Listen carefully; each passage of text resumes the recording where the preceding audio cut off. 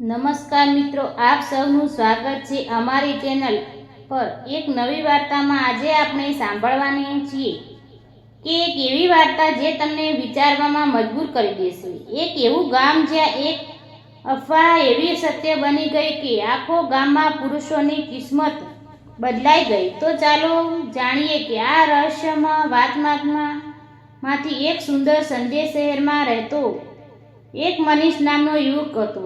તે અભ્યાસમાં ખૂબ જ હોશિયાર અને સ્વભાવથી સાવ નરમ હતો। એકવાર વેકેશનમાં તેની મમ્મીએ કહ્યું કે મોટી માસીના ગામડે થોડો દિવસ માટે જઈને આનંદ કર, વાતાવરણ બદલાશે તો તને મજા આવશે। મનીષ મનમાં વિચારી લીધું કે માસીના ગામમાં જઈને ખૂબ જ ધીંગા મસ્તીને આનંદ કરશો। તે જવા માટે તૈયાર થઈ ગયો, પણ તેને તેની મમ્મી પાસેથી સાંભળ્યું હતું કે મોટી માસીના ગામમાં બધા પુરુષો નામર્દ છે। ત્યારે તેને વિશ્વાસ જ ન થયો। પહેલાં તો તેને લાગ્યું કે મમ્મી મજાક કરી રહી છે, પણ પછી પપ્પાએ પણ આ વાતની પુષ્ટિ કરી। પપ્પાએ કહ્યું કે આ ગામમાં એક એવી સ્ત્રી રહે છે જે પુરુષોને નામર્દ બનાવી નાખે છે। આ સાંભળીને મનીષ ઘણો હેરાન થઈ ગયો અને વિચારવામાં પડી ગયો કે શું આ સાચું હોઈ શકે છે। સવારમાં વહેલી બસ પકડી તેને તેની માસીના ઘરે પહોંચ્યો। જ્યારે તેને ગામમાં પહોંચ્યો ત્યારે બસ સ્ટેશન પરથી એક રિક્ષાવાળાને કહ્યું કે મને પેલા ગામમાં જવું છે। તેની વાત સાંભળીને રિક્ષાવાળો ચોંકી ગયો અને કહ્યું, સાહેબ ત્યાં ન જાઓ, એમાં જ તમારી ભલાઈ છે, કારણ કે એ ગામમાં આજ સુધી જે ગયા છે એ પુરુષો પાછા આવીને સંપૂર્ણ નામર્દ બની ગયા છે। મનીષ આ વાત સાંભળીને હેરાન થઈ ગયો, પણ તેને મનમાં નક્કી કરી લીધું કે તે ગામમાં જઈને તેને તેની સ્ત્રી જોવી છે અને ખરેખર શું છે તે જાણવું છે। ગામમાં પહોંચ્યા પછી મોટી માસીને ભાણાભાઈએ જોઈને ખુશી થઈ, પણ માસી ચિંતામાં પણ વધી ગઈ। આંખો કંઈક છુપાવતી હતી। માસીએ કહ્યું, ભાણા, અહીંયા તું કોઈને મળતો નહીં અને ઘર બહાર નીકળતો નહીં। 1 દિવસ માસીના ઘરે રહ્યો। તેણે ઘણી વખત તેની માસાને પૂછ્યું, પણ કોઈએ જવાબ આપ્યો નહીં। આખરે તે હવે ઘરમાં રહીને કંટાળી ગયો હતો। તેણે ખૂબ જ જીદ કરી, તેથી એક દિવસ માસીના પતિએ તેને એક ગુપ્ત વાત કરી। ગામની એક સ્ત્રીમાં એવી બીમારી છે કે જે કોઈ પુરુષો તેના સંપર્કમાં આવે તો તે નામર્દ બની જાય છે। મનીષના મનમાં હવે પ્રશ્નનો તોફાન બન્યું। શું આ સ્ત્રી સાચે એવું કરે છે? લોકો તેને કેમ રોકતા નથી? કેમ કોઈ એને સામનો કરતું નથી? એક દિવસ મનીષે નક્કી કર્યું કે ગામમાં ફરવા જશે। બીજા દિવસે તે ગામમાં ખેતરમાં ગયો, વૃદ્ધને મળ્યો। તેણે વાતમાં જણાવ્યું કે તેને શહેરથી આવ્યો છે। ચારે બેઠેલા વૃદ્ધ ચોંકી ગયા। ત્યારે એક દાદાએ કહ્યું, દીકરા, જલ્દી ગામ છોડ અને તારે ઘરે શહેરમાં પાછો જતો રહે, નહીતર તું પણ અમારા જેવો બની જઈશ। પણ મનીષે દાદાને સાવ નમ્રતાથી પૂછ્યું કે આખરે કે સ્ત્રી કોણ છે?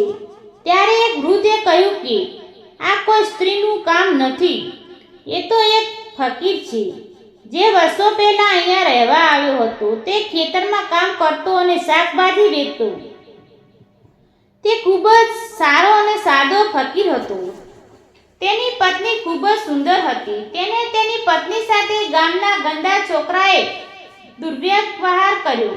ગુસ્સામાં એ ફકીર શાપ આપ્યો કે હવે ગામના બધા પુરુષો નપુંસક જન્મે છે। અને પછી તેઓ એવું જ થયું કે એટલે સમયથી આ ગામમાં કોઈના લગ્ન થયા નથી। આ ગામમાં કોઈ છોકરીઓ લગ્ન કરવા માટે તૈયાર પણ નથી। હવે મનીષ હકીકત શોધવા વધુ ઉત્સુક બન્યો। એક દિવસ ગામમાં ફરતા એક ઘરની બારીમાંથી એક મહિલાની આંખો તેના ઉપર પડી। તેની આંખોમાં કંઈ જુદું હતું કે એક આકર્ષણ પણ હતું અને એક ડર પણ હતો કે એક ક્ષણમાં મનીષ બધું ભૂલી ગયો। તેનું દિલ જોરથી ધબકાવતું રહ્યું। હવે આવું રોજ થવા લાગ્યું। તે મહિલાએ પછી એક દિવસ એની પાસે આવીને પૂછ્યું, શું તમે મારી સાથે લગ્ન કરીશ? તેની વાત સાંભળીને મનીષ ચોંકી ગયો। તેણે એની સામે સખત થઈને કહ્યું, તને ઓળખતો પણ નથી, મેં હજી તારો ચહેરો પણ જોયો નથી, તું કોણ છે? શું તું એ સ્ત્રી એ જ સ્ત્રી છે જે બધાને નામર્દ બનાવી નાખશે છે. તેની વાત સાંભળી અને મહિલાએ આખરે પોતાનો બુરખો ઉતાર્યો. તેણે ચહેરો ખુલ્લો કર્યો. એ મહિલા કોઈ વૃદ્ધ નહીં પણ ખૂબસૂરત અને નાજુક યુવતી હતી. એણે મનીષને કહ્યું કે એક સામનો સ્ત્રી છું, પણ મારી મમ્મીની સાથે જે ઘટના બની ગઈ છે એના કારણે ગામના લોકો બધા મને ભયથી જુએ છે. મારી મમ્મીના શાપને લીધે બધા લોકો ડરે છે અને ભયથી હું આજે પણ ઘૂંટાઈ રહી છું. પછી તેણે વધારવામાં કહ્યું કે જે ઘટના મારી મમ્મી સાથે બની હતી તે મારી સાથે ના બને એના માટે મમ્મીએ એક મોટી અફવા ફેલાવી છે કે જે પણ નજીક આવશે તેને નપુંસક થઈ જશે. એ અફવા લોકોના ડરના લીધે હકીકત બની ગઈ. મનીષને એવું વક્તવ્ય ગમ્યું. એમાં નરમાશ, પીડા અને સાચી લાગણી હતી. એણે સમજાયું કે જ્યારે સમાજ તોફાની બની જાય ત્યારે નિર્દોષ લોકો પણ દોષી બની જાય છે. મનીષે નક્કી કર્યું કે તેને વિશે સત્ય બધાને જાણવી દેશે. પછી મનીષ ગામવાળાઓને વાત કરે છે, પણ પહેલા તેની વાત કોઈને માની નહીં. પણ પછી વારંવાર સમજાવવાથી તેની વાતને સમજાઈ. યુવતી જે એક સમર્થ શ્રાપ સામનો ગણાતી હતી હવે એક નવું જીવન પામવા લાગી. મનીષ તેની સાથે લગ્ન કરી લીધા. ઘણા વર્ષો બાદ ગામમાં ફરી એક વખત લગ્નની શરણાઈ વાગી. અહીંથી શરૂ થયું કે ગામનું નવું ચેપ્ટર અંધશ્રદ્ધાથી પ્રકાશ તરફાનો પ્રવાસ. મિત્રો, તમને વાત પસંદ આવી હોય તો વિડીયો લાઈક અને ચેનલને સબસ્ક્રાઈબ કરવાનું ભૂલશો નહીં.